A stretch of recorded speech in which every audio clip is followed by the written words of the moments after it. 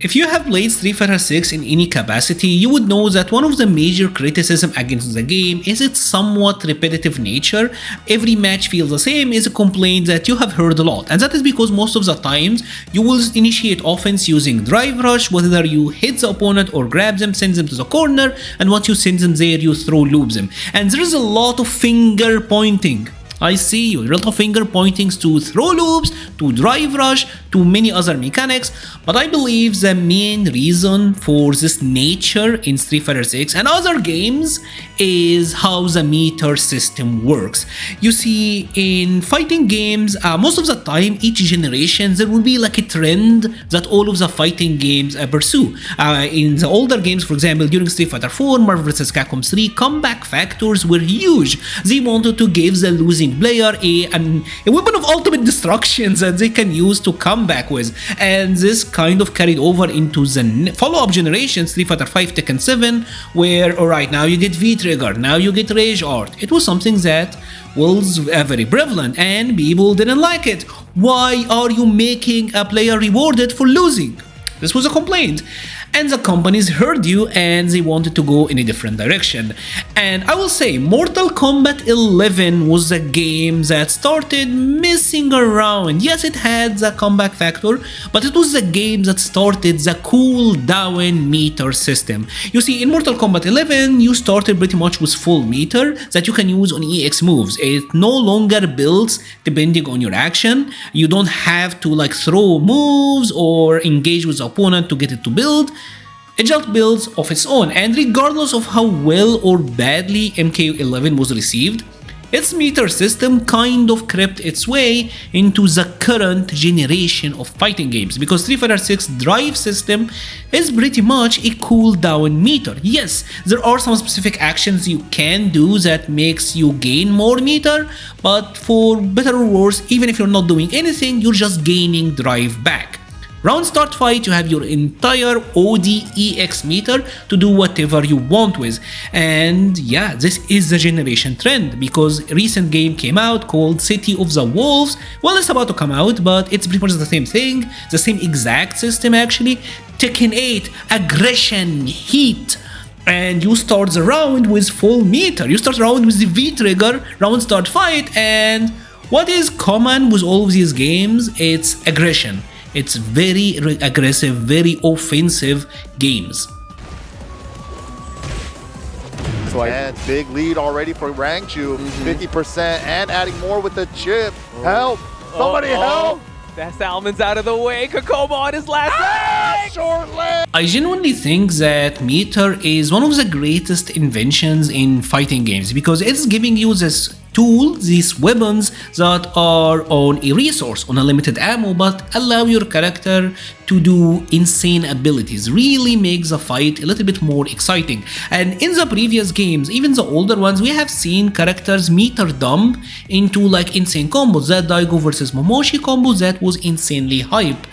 However, one of the key factors that are missing from today's is that 20 seconds of neutral before Daigo had the meter to be able to do that specific combo.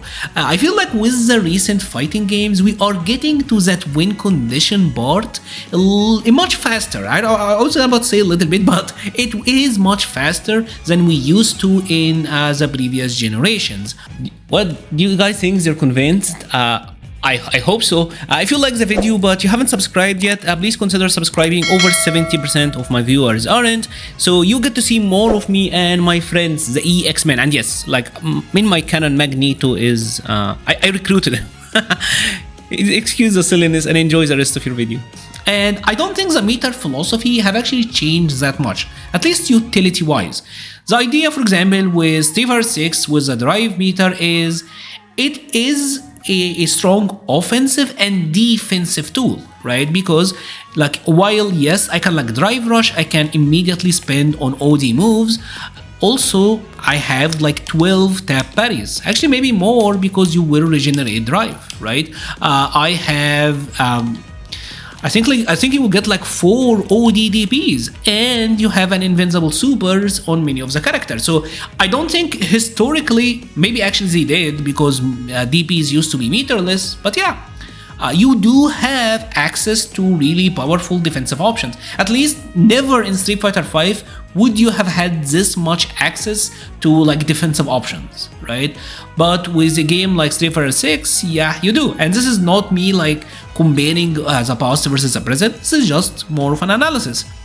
And the idea of meter in general is sound because yeah, like a character like Mai, she has this heavy Ryembu. This is a meterless launcher. It can pretty much lead to a combo where you get to carry your opponent to the corner. That is tremendously powerful, but it whiffs on crouchers, so you have to force them to stand to get it to work, or like go for the OD Ryembu. So they're forcing you to use meter regardless.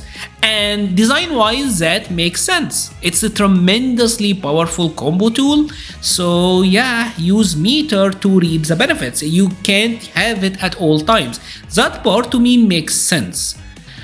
However, what is actually happening right now with many of the modern fighting games is because you have access to this, the condition of getting your opponent to the corner is happening way too fast. Way too fast. Because if you're giving me all of this resource, especially since now recently like fighting games also have become insanely high damage, like sure I'm gonna parry and do everything, but like what, I can go drive rush, immediately carry them to the corner and then get like my win condition off? Obviously I'm gonna do that. And that is what we're seeing in many of the modern games. This is not just like a Street Fighter 6 analysis. This is something I'm seeing in many games. I even fear for like City of the Wolves because I can see like the repetitive nature of this sort of meter creeping its way into the game. Will it not? We'll have to see. But I think giving you access to your abilities at round start fight have kinda robbed us of this 20-second of neutral that was before Daigo got the insane combos. You see what I'm saying? This is not, by the way, this is not like me, Mura, hating on Street Fighter 6. This is not a complaint video. This is like my observation because this meter system is the current trend, the current design trend of the fighting games of this generation. So I do think we need to take a look back and, was it good, or is it something that could need some work? Because say for example we have a character like Mai here, I'm seeing a lot of people raise complaints that Mai is boring.